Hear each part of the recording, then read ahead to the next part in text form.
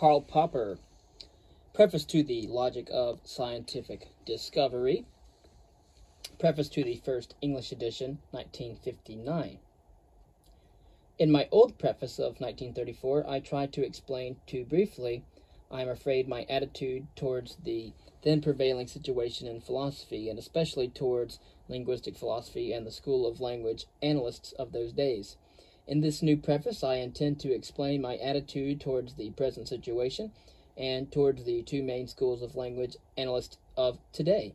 Now as then, language analysts are important to me, not only as opponents, but also as allies, insofar as they seem to be almost the only philosophers left who keep alive some of the traditions of rational philosophy. Language analysts believe that there are no genuine philosophical problems, or that the problems of philosophy, if any, are problems of linguistic usage or of the meaning of words. I, however, believe that there is at least one philosophical problem in which all thinking men are interested. It is the problem of cosmology, the problem of understanding the world, including ourselves and our knowledge as part of the world.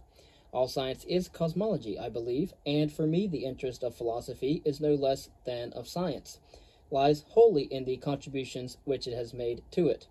For me, at any rate, both philosophy and science would lose all their attraction if they were to give up that pursuit. Admittedly, understanding the functions of our language is an important part of it, but explaining away our problems as merely linguistic puzzles is not. There is nothing more necessary to the man or woman of science than its history and the logic of discovery, the way error is detected, the use of hypothesis, of imagination, the mode of testing. Language analysts regard themselves as practitioners of a method particular and peculiar to philosophy. I think they are wrong, for I believe in the following thesis. Philosophers are as free as others to use any method in searching for truth. There is no method peculiar to philosophy. A second thesis which I should like to propound here is this.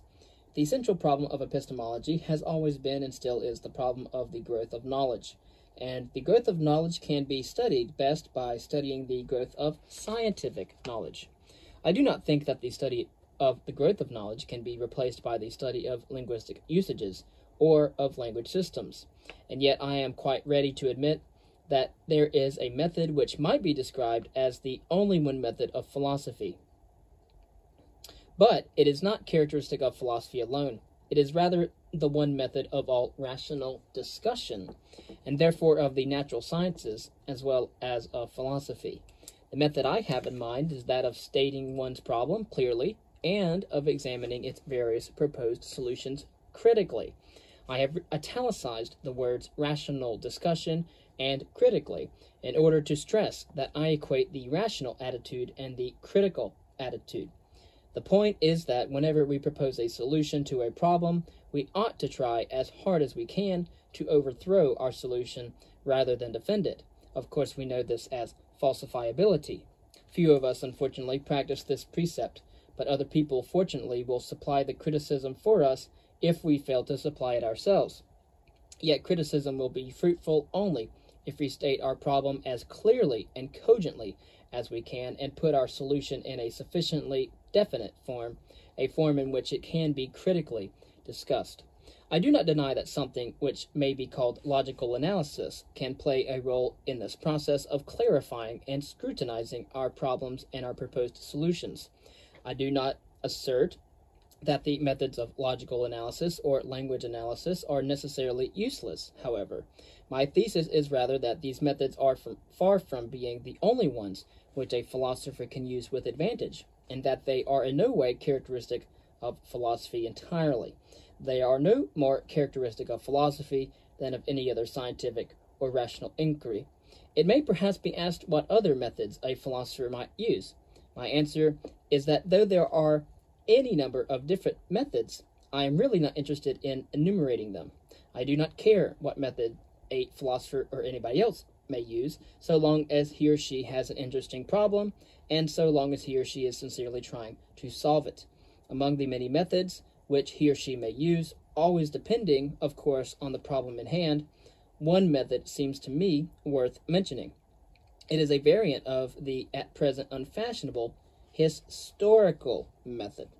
It consists simply in trying to find out what other people have thought and said about the problem at present, why they had to face it, how they formulated it, and how they tried to solve it.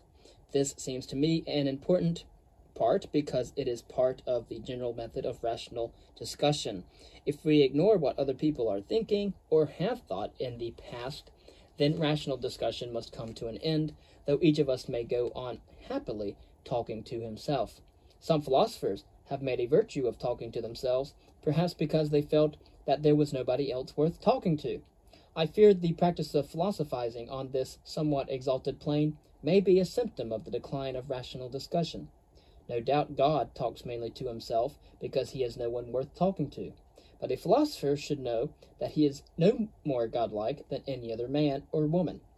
There are several interesting historical reasons for the widespread belief that what is called linguistic analysis is the true method of philosophy.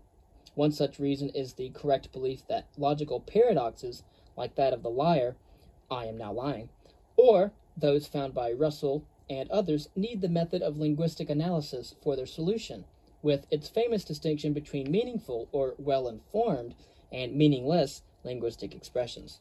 This correct belief is then combined with the mistaken belief that the traditional problems of philosophy arise from the attempt to solve philosophical paradoxes whose structure is analogous to that of logical paradoxes, so that the distinction between meaningful and meaningless talk must be of central importance for philosophy as well. That this belief is mistaken can be shown very easily. It can be shown, in fact, by logical analysis, for this reveals that a certain characteristic kind of reflexivity or self-reference, which is present in all logical paradoxes, is absent from all the so-called philosophical paradoxes, even from Kant's. The main reason for exalting the method of linguistic analysis, however, seems to have been the following. It was felt that the so-called new way of ideas of Locke, Berkeley, and Hume, that is to say, the psychological, or rather one would say pseudo-psychological, method of analyzing our ideas and their origin in our senses, should be replaced by a more objective and a less genetic method. It was felt that we should analyze words and their meanings or usages rather than ideas or conceptions or notions, that we should analyze propositions or statements or sentences rather than thoughts or beliefs or judgments. I readily admit that this replacement of Locke's new way of ideas by a new way of words was an advance, and one that was urgently needed at the time. It is understandable that those who once saw in the new way of ideas the one true method of philosophy may thus have turned to the belief that the new way of words is the one true method of philosophy. From this challenging belief I strongly dissent, but I will make only two critical comments on it. First, the new way of ideas should never have been taken for the main method of philosophy, let alone for its one true method. Even Locke introduced it merely as a method of dealing with certain preliminaries for a science of ethics, and it was used by both Berkeley and Hume chiefly as a weapon for harrying their opponents. Their own interpretations of the world of things and of men and women, which they were anxious to impart to us, was never based upon this method. Berkeley did not base his religious views on it, nor did Hume his political theories, though he based his determinism on it. But my greatest objection to the belief that either the new way of ideas or the new way of words is the main method of epistemology, or perhaps even of philosophy, is this. The problem of epistemology may be approached from two sides. First, as the problem of ordinary or common sense knowledge, or second, as the problem of scientific knowledge. Those philosophers who favor the first approach of common sense knowledge think rightly that scientific knowledge can only be an extension of common sense knowledge, and they also think wrongly that common sense knowledge is the easier of the two to analyze.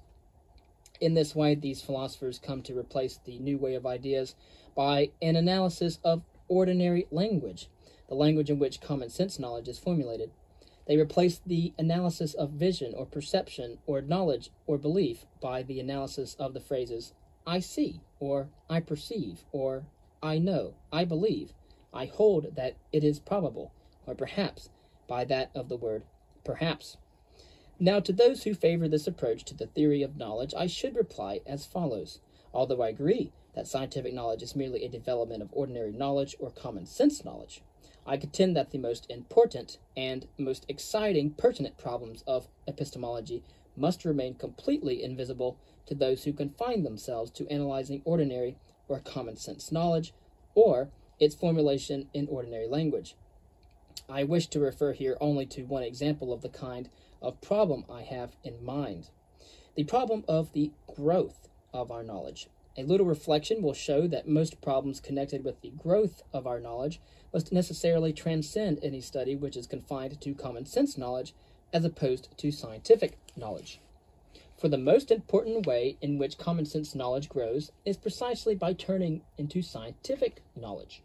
Moreover, it seems clear that the growth of scientific knowledge is the most important and interesting case of the growth of knowledge. It should be remembered in this context that almost all the problems of traditional epistemology are connected with the problem of the growth of knowledge. I am inclined to say even more, from Plato to Descartes, Leibniz, Kant, and from Bacon, Hobbes, and Locke to Hume, Mill, and Russell. The theory of knowledge was inspired by the hope that it would enable us not only to know more about knowledge, but also to contribute to the advance of knowledge, of scientific knowledge, that is. The only possible exception to this rule among the great philosophers I can think of is Berkeley. Most of the philosophers who believe that the characteristic method of philosophy is the analysis of ordinary language seem to have lost this admirable optimism which once inspired the rationalist tradition. Their attitude, it seems, has become one of resignation, if not despair. They do not only leave the advancement of knowledge to the scientists, they even define philosophy in such a way that it becomes by definition incapable of making any contribution to our knowledge of the world. The self-mutilation which this so surprisingly persuasive definition requires does not appeal to me. There is no such thing as an essence of philosophy to be distilled and condensed into a definition. A definition of the word philosophy can only have the character of a convention, of an agreement, and I, at any state, see no merit in the arbitrary proposal to define the word philosophy in any way that may well prevent a student of philosophy from trying to contribute from a philosopher to the advancement of our knowledge of the world. Also, it seems to me paradoxical that philosophers who take pride in specializing in the study of ordinary language nevertheless believe that they know enough about cosmology to be sure that it is in essence so different from philosophy that philosophy cannot make any contribution to it. And indeed, they are mistaken, for it is a fact that purely metaphysical ideas, and therefore philosophical ideas, have been of the greatest importance for cosmology, from Thales to Einstein, from ancient atomism to Descartes' speculation about matter, from the speculations of Gilbert and Newton and Leibniz about forces to those of Faraday and Einstein about fields of forces. Metaphysical ideas have shown the way. Such are, in brief, my reasons for believing that even within the province of epistemology, the first approach mentioned above, that is to say, the analysis of knowledge by way of an analysis of ordinary language, is extremely too narrow, and that it is bound to miss the most interesting problems. Yet I am far from agreeing with all those philosophers who favor that other approach to epistemology, the approach by way of an analysis of scientific knowledge. In order to explain more easily where I disagree and where I do agree, I am going to subdivide the philosophers who adopt this second approach into two groups, the goats and the sheep, as it were. The first group, the goats, consists of those whose aim is to study the language of science, and whose chosen philosophical method is the construction of artificial model languages. That is to say, the construction of what they believe to be models of the language of science. The second group, the sheep, does not confine itself to the study of language of science, or any other language, and it has no such chosen philosophical method. Its members philosophize in many different ways because they have many different problems which they want to solve, and any method is welcome to them if they think that it may help them to see their problems more clearly or to hit upon a solution, however tentative. I've turned first to those whose chosen method is the construction of artificial models of the language of science. Historically, they too take their departure from the new way of ideas. They too replace the pseudo-psychological method of the new way by linguistic analysis, but perhaps owing to the spiritual consolations offered by the hope for knowledge that is exact or precise or formalized, the chosen object of their linguistic analysis is the language of science, rather than ordinary language. Yet, unfortunately, there seems to be no such thing as the language of science. It therefore becomes necessary for them to construct one. However, the construction of a full-scale working model of a language of science, one in which we could operate a real science such as physics, turns out a little difficult. In practice, and for this reason we find them engaged in the construction of intricate working models in miniature, of vast systems, of minute gadgets. In my opinion, this group of philosophers gets the worst of both worlds. By their method of constructing miniature model languages, they miss the most exciting problems of the theory of knowledge, those connected with its advance. For the intricacy of the outfit bears no relation to its effectiveness, and practically no scientific theory of any interest can be expressed in these vast systems of minutiae. These model languages have no bearing on either science or common sense. Indeed, the models of the language of science which these philosophers construct have nothing to do with the language of modern science. This may be seen from the following remarks which apply to the three most widely known model languages. The first of these model languages lacks even the means of expressing identity. As a consequence, it cannot express an equation. It does not contain even the most primitive arithmetic. The second model language works only as long as we do not add it to the means of proving the usual theorems of arithmetic, for example, Euclid's theorem that there is no greatest prime number, or even the principle that every number has a successor. In the third model language, the most elaborate and famous of all, mathematics can again not be formulated, and what is still more interesting, there are no measurable properties expressible in it. For these reasons, and for many others, the three model languages are too poor to be of use to any science. They are also, of course, essentially poorer than ordinary languages, including even the most primitive ones. The limitations mentioned were imposed upon the model languages simply because otherwise the solutions offered by the authors to their problems would not have worked. This fact can be easily proved, and it has been partly proved by the authors themselves. Nevertheless, they all seem to claim two things. The first, that their methods are, in some sense or another, capable of solving problems of the theory of scientific knowledge, or in other words, that they are applicable to science, while in fact they are applicable with any precision only to discourse of an extremely primitive kind. And second, that their methods are exact or precise. Clearly, these two claims cannot be both upheld. Thus, the method of constructing artificial model languages is incapable of tackling the problems of the growth of our knowledge, and it is even less able to do so than the method of analyzing ordinary languages, simply because these model languages are poorer than the actual ordinary languages themselves. It is a result of their poverty that they yield only the most crude and most misleading model of the growth of knowledge, the model of an accumulating heap of observation statements. I now turn to the last group of epistemologists, those who do not pledge themselves in advance to any philosophical method, and who make use in epistemology of the analysis of scientific problems, theories, and procedures, and, for most important, of scientific discussions.